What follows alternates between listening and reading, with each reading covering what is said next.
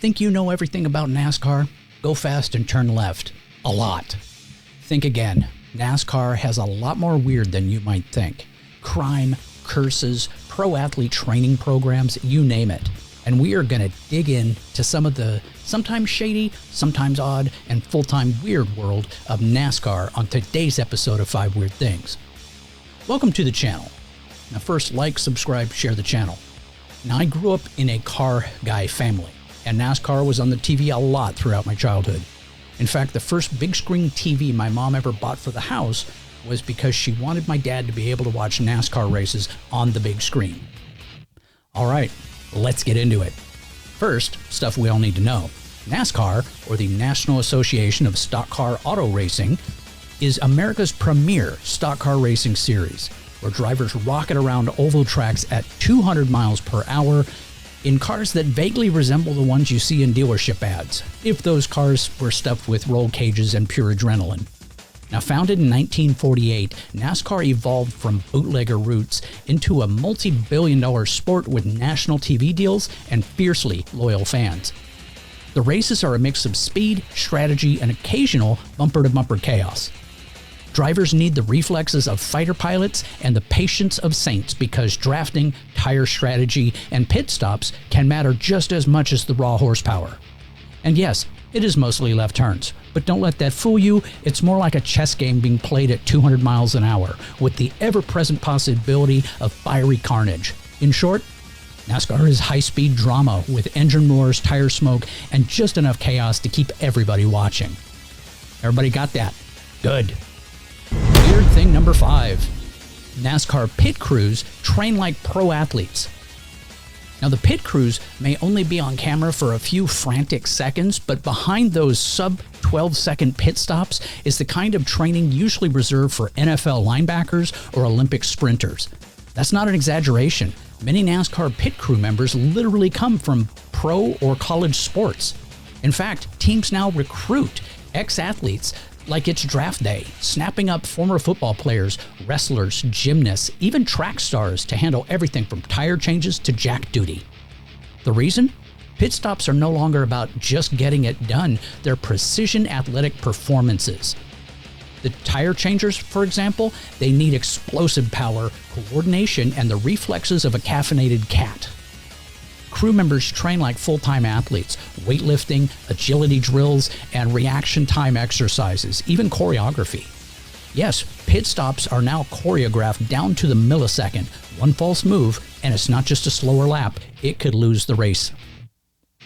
Former college and pro athletes thrive in this kind of high-pressure, high-performance environment. As of recent years, it's not unusual for top-level team to have half or more of their pit crew made up of ex-athletes. Some even have full-time strength and conditioning coaches on staff. Because nothing says welcome to motorsports more than deadlifting at 6 a.m. to prepare for lifting a 95-pound tire mid-race. So the next time you watch a pit stop, know this, it's not just nuts and bolts. It's a ballet of biceps and torque, with maybe a dash of Gatorade-fueled competitiveness. Weird thing number 4. NASCAR came from bootlegging.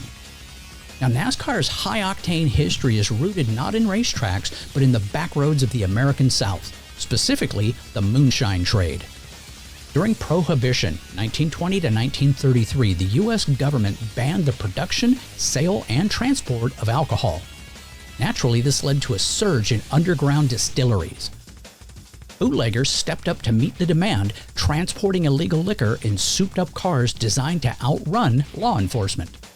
Because if you're going to break the law, you may as well be doing it at full speed. Many southern counties remained dry, keeping the moonshine business alive and well into the 40s. Bootleggers needed fast, agile cars that looked stock on the outside but were heavily modified under the hood. These cars could carry loads of liquor while staying one step ahead of the sheriff.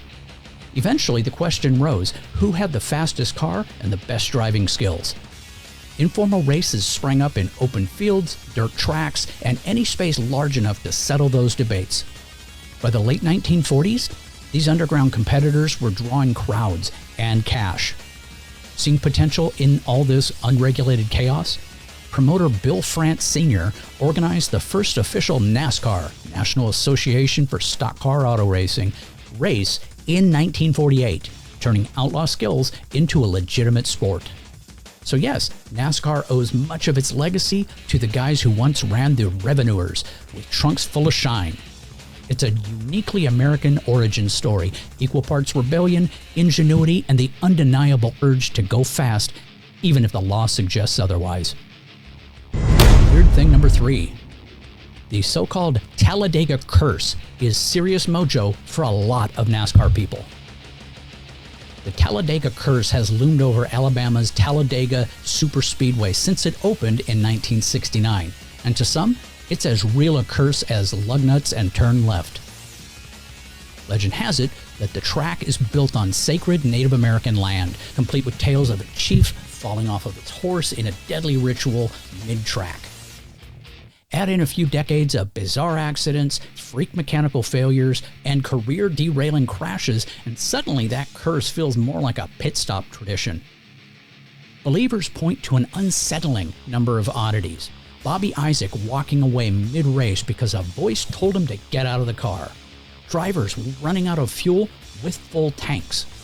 Cars flipping over in slow motion. Even a driver who allegedly lost a race after a bird hit his windshield. Coincidence? Maybe. Curse? Ask the guy still picking feathers out of his roll cage. Some drivers have taken precautions seriously. From wearing lucky socks, special clothing items, to avoiding certain garage stalls, and even bringing on spiritual advisors. Yes, the pit road playbook sometimes included a few extra chapters of warding off evil spirits. Superstitions run deep in NASCAR, but at Talladega, they get specific. Skeptics argue that it's the track's high speeds and tight packs that make chaos inevitable. But when your car bursts into flames after qualifying, it's hard not to squint at the sky and wonder who you upset. At Talladega, a little superstition isn't just tolerated, it's practically part of the strategy. Weird thing number 2. The longest race in NASCAR history. The 1952 Southern 500 at Darlington Raceway remains one of the longest and most grueling races in NASCAR history, taking over 13 hours to complete. Held on Labor Day, September 1st in 1952, the race was part of NASCAR's early Grand National Series and featured 66 drivers starting on a notoriously challenging 1.25-mile egg-shaped oval. Several factors contributed to the marathon-length event. First, the track surface was rough and narrow, causing tire wear to be extreme. Tires in 1952 were not built for the high speeds and stress of a 500-mile race, leading to frequent blowouts.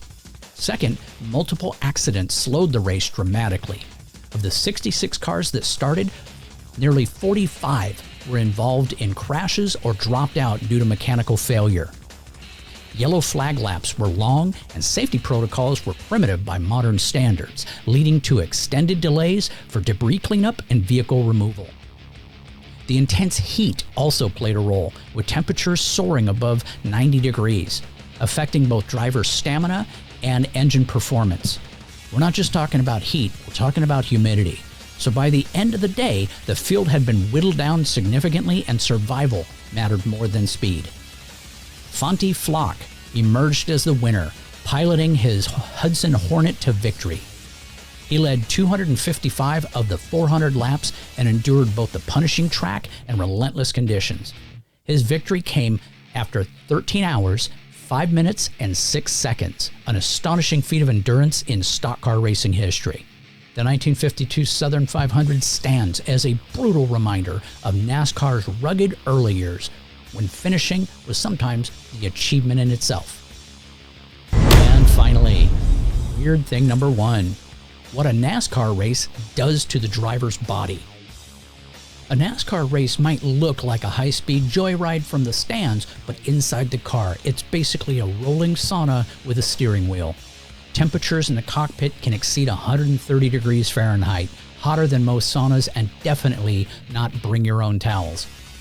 Drivers wear fireproof suits, gloves, helmets, and balaclavas, which don't exactly breathe well. Imagine wearing thermal pajamas in a pizza oven for 3 hours while doing calculus at 200 miles an hour. That's NASCAR.